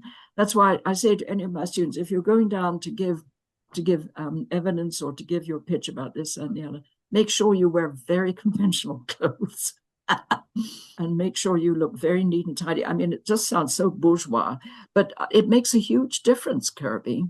Meeting people where they are. I said, I don't want you to come in Birkenstock sandals and Indian scarves and smelling of Indian food. Yeah. As great as it is. I said, I love it when you do this, but please, for going down to the state capitol, do me a favor, just take the clothes out of your closet that you go to your parents or your grandparents or whatever, and just be very, very professional. Have all your facts and figures at your fingertips, and your professional, the fact that you're the state representative of the national organization and what it represents in the different states, so that you give them the national figure, but also the local situation as well. So let me make sure I've got this right in my head, Pam. Sure. For the last quarter of a century, a little bit more, Texas, people who are practicing acupuncture, Asian bodywork, right, rolfing, reflexology, have not had to get a Traeger therapy license in order to work. Is that that is it? But they do need to be members of their national professional associations. Gotcha. So somebody who's done a quick flip one weekend in reflexology can't just set up a shingle and so on. They have to be a member of whatever the National Association of Reflexologists and have done the full training. Gotcha. Yeah. So then that's left up to each individual association of each specific individual discipline then. Individual discipline. And I often get a lot of queries from reflexologists coming from out of state. What should we do? And I have to run them through and then send them the letter I have from what was then Department of State Health Services, just confirming all of the above. There have been efforts and attempts to try and change the laws. I think also to try and block human trafficking. Sure. And that has also been a very big thing. And unfortunately, there are some foot parlors and places, and we know that they're trafficking young women in from Southeast Asia and so on. But it's very important to let the investigators know here in the state. Unfortunately, I'm in the state capitol, and I know the head of the massage board. That's external from the department because it's now run by the Department of Licensing and Regulation. It's taken out of the Department of Health, but it's very important to get to know the players and even now to go to the meetings and so on, should and if any questions arise. For sure. Yeah, very important work. It took a lot of time, Kirby, but it was very gratifying. These things always do. Correct me if I've got this wrong. It sounds like that group, you guys got everything that you wanted from that change in the law, yes? Yes. Okay. And then would you say that it's worked out really well in the last 25 years or so? Yes, I haven't. I would say that I haven't, Kirby, come across anybody calling themselves a rolfer, and a lot of these words are trademarked anyway now, or saying they do Traeger and so on. I really haven't come across anybody abusing the situation, which is not to say that maybe there are some out there, but I personally haven't come across, which is good. All right, awesome. But the laws are different in every state. That's why I say to anybody, if you're uncertain, take the MBLEX. Sure. Yeah. Call my friend Debra Persinger and take the MBLEX. And I hope you're going to interview her. I would love to get a sit down with Debra. Yeah, you will. You will. I'm going to start to take us into some closing thoughts, if that's all right, Pam. Of course. I want to know, when you look back on your time in massage, but more so Asian bodywork, what are you most proud of in that career? I think two things, Kirby. First of all, having a global practice and seeing the way people create schools, that I've taught, and also take their work into the clinics and hospitals like the physical therapists, And they don't just do a quick weekend. They want to do the full training. They're very serious about that. And also the doctors and nurses, too, that have come for the training. And I'm very, very proud of that. And the fact that some of them have invited me into the hospitals to talk to their colleagues, you know. And I think this is very important. The more opportunities that we have for integrative medicine and to get into the hospitals and clinics and talk to people in a very practical and down-to-earth way. Don't come in all woozy-doozy and esoteric and so on, because you know you're not going to get anywhere. But very, very practical, and with practical examples and keep it simple, clear, and clean. So I think I'm very proud of that. The integrative medicine aspect, training a range of health practitioners, whether they're already in Western medicine or whether they're doing this as a second career, which is also very interesting, and how they bring some of their original careers into this work has also been very interesting. Another thing I'm very proud about, I developed a whole way of working. We had a wonderful blind student at AOBTA, and she did my several months of shiatsu training, first of all, and then completed the acupuncture training. And she said it was great because this gave her the feeling of chi and the movement. She was already an Aikido expert and a champion swimmer for the Special Olympics. So she knew about body movement. She knew how the body moved and so on. So she was fabulous to teach. But it also taught me ways of developing a whole protocol for working with blind students, which has been great because she brought the dog in with her, and I had to tell the other students, don't pet the dog, its eyes. And what she taught us, I mean, sometimes I remember once in student clinic, a guy walked towards her and she said, you've got something wrong with your left shoulder. She could just tell from his gait on the carpet. I mean, little things like this. What we learned from her was as much as what she learned from us. Anyway, I'm very proud of that.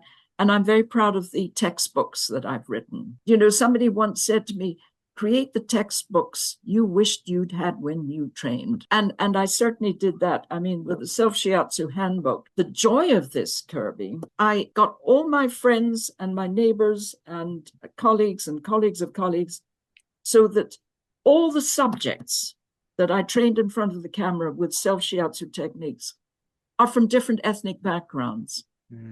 Ethiopian, Puerto Rican, Japanese, Korean, First Nation, African American, and some Anglos, and different age groups, because I was sick to death in our books of seeing either only white people or only people from Asia, and young, and I wanted an eclectic mix of people, and this was a first, and I loved that. That's a pretty special book. Because a lot of my students who represented sort of different minorities said it was the first time they'd seen themselves in a book. Yeah. So that was lovely. And also the 5 elements, the book on the 5 elements. I was very frustrated with the way I was taught the 5 elements because it was just white chalk on a chalkboard. And I thought, but it's the 5 elements, it's about color and texture and art and emotions and professions and everything. It needs a book that addresses all of the above. So I wrote it. And that was a lot of fun because I got examples from art museums in the different cities where I was teaching, and it was just wonderfully enriching, and it's all color coded. So that was a lot of fun. And then what I did with Debra Persinger was this anthology, Santa Sky, Teachers of Asian Medicine, because we decided, I mean, we were talking one day and we realized there was no book that was honoring the different methodologies that we were all developing. Whether the teachers were Chinese, Japanese, German, Swiss, from New Zealand, like Debra, or eclectic backgrounds like mine and so on, we were all developing new ways of teaching to bring the subjects alive. So I thought, let's interview a whole bunch of teachers. I want to ask Pam just to kind of piggyback on that for just a little bit. Of course. Anthology, anthropology, archive, to me, they share quite a bit of overlapping. It's, and you've mentioned a couple times previously in this conversation too, about really wanting to honor, the histories and those that came before us. It sounds like what that Santa Sky book is really trying to encapsulate, yes? It's both, Kirby. It's honoring the origin of our various practices, but at the same time, it gives a window into the new teaching methodologies that we've used. Okay. I mean, for example, like the experiences or what I've done with the 5 elements. I mean, to give you an example, and I wrote about this in Acupuncture Today, in Berlin one day, I said, all right, let's go out in the lunch hour and just see how many examples of the 5 elements we can see in the landscape. And you won't believe this, Kirby. In fact, my students said, we know you've planned this, but I hadn't. One of them pointed up at a billboard, and there was a row of condoms in the 5 element colors. And it was part of that AIDS information and prevention and so on. Mm-hmm. This was years ago. People accused me of stage managing it, and I hadn't. But I think it's wonderful to use your crazy imagination and bring that into traditional forms of teaching, but at the same time to revolutionize those forms of teaching. And this is very important. And take your students out to art exhibitions that express what it is that you're trying to teach, or that's from the culture that you're teaching. You know, when I was teaching in Austin, one of our students, in fact, had access to a private plane because he was a pilot for some industrialist or other. And he flew us all to Dallas because there was a Japanese exhibition on Japanese art and everything. And that was fabulous. So, you know, bring in as much as you can from your own background and craziness and so on. And while honoring the traditional ways of teaching that particular thing, at the same time, make it very alive, make it 3-dimensional. Give it lots of color, life, and activity, because first of all, you capture the imagination of the students. And also, what I think is very important, I would give my students, all right, what was your profession before you came into this? Now, I want you to draw up storyboards of the meridians representing one of your professions from the past. If it's dance, let's have dancing poses with the meridians on. And then you can see which meridians are stressed by what poses. Another person was a cliff climber. And so he did somebody, you know, picture of somebody going up a cliff edge and then drew the meridians on them and the pressure points. Somebody else was a guitar player. And he said, we always have stress around the neck from holding the guitar and so on. And you know, so each person came in with another person was a computer worker. So they related all the computer, you know, aches and pains. So it's like honoring what they were before and bringing it in as a teaching moment into the training process so they could see that one didn't cancel out the other, but in fact, they could utilize all that knowledge and have a new insight to work on their former colleagues. Yeah. And other people, it was sport. Some people it was walking, other people it was gardening. Everybody had something that they loved to do, and they just related the meridian system to it, took photographs or did drawings and so on, and they loved that. People love doing storyboards. I mean, today probably they do it all on the computer, but it brought out that sort of, you know, kids' art class kind of dynamic too, which they love. I can imagine. That sounds like a lot of fun even to me sitting here, Pam. Tremendous fun. Tremendous fun. All right, moving right along, let me ask you if you could record at least one, but if there's more than one, I'm open to that too, historical figures account of either massage therapy or Asian bodywork, or a combination of both, someone who's now deceased. Who would you choose? Tell me why. Probably Masanaga Sensei, who developed Zen Shiatsu. Watching him work, I attended 2 workshops with him in New York. Mm-hmm. And watching him work, I think what I loved about it and what has very much inspired a lot of my teaching, there was nothing static. If he diagnosed or sensed something, he would motivate the arm or the limb or the leg into a position that was most comfortable for them and that actually stretched the meridian, and he would work in that position. So in other words, there was nothing standard or formal about the treatment positions, whether the person was on the table, on the floor, or in a chair. He would always motivate the limb, the hand, the foot, the neck, or whatever, very gently, get into the maximum stretch position that was comfortable for the person and work in that position, which gives you a tremendous scope and it gives you tremendous freedom, because you can't just say, oh, I'll work on the meridian in the position in which we were taught. No. There are 100 different positions, 100 different ways of working. And I think I honor him. He, in fact, died of stomach cancer, interestingly enough. Oh. Interestingly enough. But one thing I didn't like him, he was very patriarchal. And I have been known to hiss and complain when he made patriarchal comments. But that was the traditional way in which we were, trained. So again, those of us who come from very feminist backgrounds have been able to transform that. But as I say, it was the way he found treatment positions through movement and through very graceful movement and spending time on that. And that I absolutely love and I revere. And it's very much part of the way that I work and the way that I teach as well. And it also, it honors the capacity and the capability of the receiver, of the patient or client. It really does. You don't just sort of slap their arm up or something, and how do they feel about stretching and so on. So it's a very graceful, and it also honors the capacity or the incapability of the patient or client. Yeah. So that, yes, I honor that very much. Wonderful. Who would you like to hear on this podcast next, Pam? Anyone that you think should be interviewed or has an important story to tell us? Well, definitely Debra Persinger.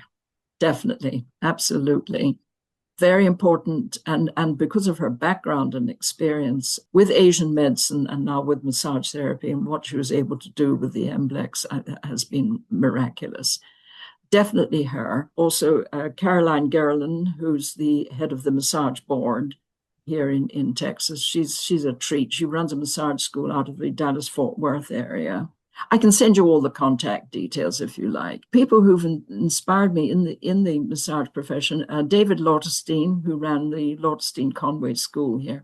He's now retired, and he was also head of the massage board for a while, and he's a great character. And Carol Osborne in San Diego, okay, who also has done a lot of writing and a lot of innovation as a beautiful massage therapy teacher.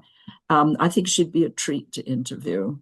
So that gives you 4. I'm sure I'll think of others, and I'm sure I can just email them through to you. We're always open to, and especially, if introductions can be made, but we're always open to taking suggestions there.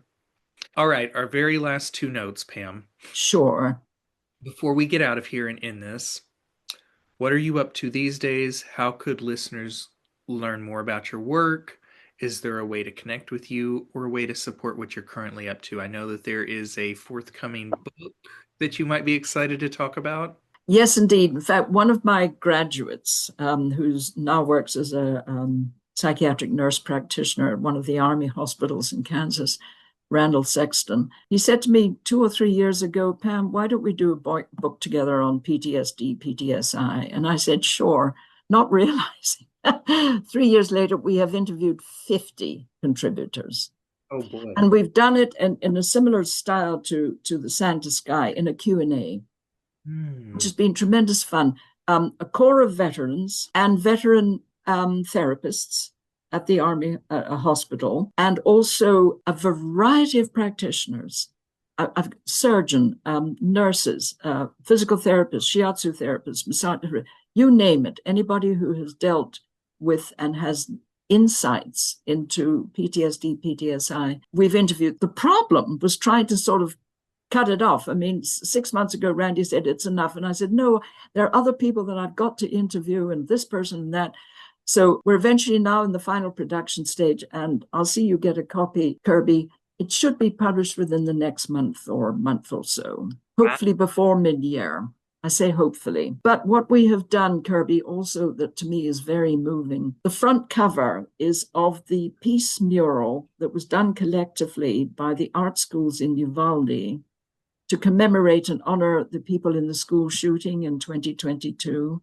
Yeah. And I was able to interview the art therapist who organized the peace mural by getting supplies to all the different art school departments in Uvalde and giving them briefing sessions on how to create little mosaic pieces of fruit and vegetables and sky and so on and so forth. And this is the result. And we're using that on the front cover. How touching. That's beautiful. which is very touching. And the fact that I mean, Uvalde is near San Antonio, but at the same time, it's something that still resonates through the texture consciousness. And I love that connection. I love it. So I'm very proud of that. And also in April, early April, through Zen Shiatsu Chicago, I'm teaching this Busting Taboos about Breast Cancer. And it's part of a whole program that Steve, the head of Zen Shiatsu Chicago, has pulled together with acupuncturist Angela and also with another colleague of mine, Wayne Mylan, as well, who had experience of working on people in chemotherapy in one of the hospitals in Pennsylvania. And through the next year and a half, I'd say, we're giving different workshops in different aspects of integrative medicine. So I'm very proud of both of those upcoming events. Let's put it that way. Let me ask you, Pam, is there an easy way Sure. for people who are interested to learn more about those online? For the workshop, Zen Shiatsu Chicago will get you right into it, and look under the continuing ed. For my books, they're all on Amazon. And I do have a website, and you can connect with me through the website. Very simple. It's www.pamelaferguson.net. And that gives the list of all my books and my activities and so on, and a link there if you want to send me an email. And I usually respond very quickly. And also, especially if any practitioners are watching this, and out of our wonderful dialogue, Kirby, if they have any specific questions, I'm very open to answering them, and having a Zoom session or having a FaceTime session or whatever. I'm very open to answering different questions. So they're easy ways of reaching me. That's very generous, and I hope people will take you up on that because, yeah, I've learned a lot just sitting here with you the last 2 hours. The last thing, is there anything in our conversation today that we didn't cover that you would like to add at this moment? The mic is completely yours for as long as you'd like to hold on to it. Kirby, what I've loved is your openness to shiatsu and the different dynamics of massage therapy and shiatsu therapy or Asian bodywork therapy. And I think my word is this, that if any of you are teaching at massage schools and do want to introduce some teaching in any of the Tuina or any of the forms of shiatsu, go to AOBTA.org and have a look at the website and see if there are any AOBTA certified practitioners or teachers in your neighborhood to come and teach it. It's very important that it's taught. And if you can expand your programs so that you train people up to national certification level, I think that's great. I always wince when I hear, oh, they just gave an evening or a weekend or something. And you'll attract more students that way. So from a business point of view, it makes a lot of sense. And reach out to me if you have any questions about a teacher in your neighborhood or how to access some online classes and the books to read and so on. I'm very open to that. Having been involved with the AOBTA and a former board member, now chair of peer review, I'm very open to answering questions. If any of the school owners or teachers who are watching this have any kind of questions that they'd like to follow through, very open to hearing from you. In fact, I welcome it because it's a way of getting the profession known on a very professional level, and that's kind of important. You've been wonderful, Kirby. Are you kidding? You've been a delight, Pam. I can really tell your passion, your dedication, and that you've had for this over the last few decades. I want to thank you for letting us go over a little bit today. You've Certainly. been generous with your time, and yeah, I've had a wonderful time getting to know you and hear your story, Pam. Thank you. Well, it's been wonderful, Kirby. And do send me your private email and your mailing address. I'll send you one of my books. That would be so for sure. Do that. And do some teaching. You make a great teacher, Kirby. Do some teaching. But you never know. and have pictures of Andy Warhol's works up too. Wonderful. I love it. I love it. Absolutely. You know what? I'll think about that, actually. Yeah, do think about that. Do think about it. If you enjoyed this podcast, please consider donating to the Society of Massage Archives so we can continue to bring you this episode and other resources to fulfill our mission of preserving and integrating the historical knowledge of massage therapy's professional advocacy and traditional techniques to guide and enrich our contemporary practices. Thank you. You are listening to the Hands of History podcast, a production of the Society of Massage Archives. You can learn more about the Society at societyofmassagearchives.org. We're also on Facebook and Instagram. Do you know someone whose hands have helped shape the practice of massage? If you or someone you know would make a great guest for future episodes of this podcast, please email the Society at societyofmassagearchives@gmail.com. Society of Massage Archives, all one word, @gmail.com.